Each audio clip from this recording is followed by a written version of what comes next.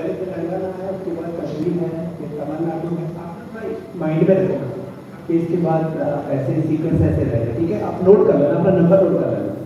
Number 1 Telangana है, number 2 Kashmir है, number 3 Tamil Nadu है, नंबर 4 उड़ीसा है, नंबर 5 वेस्ट बंगाल है, नंबर 6 म्यापिनी, ओके।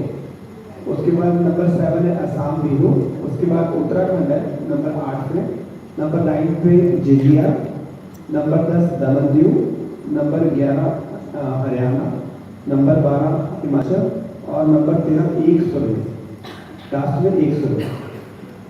ठीक है, ये आपकी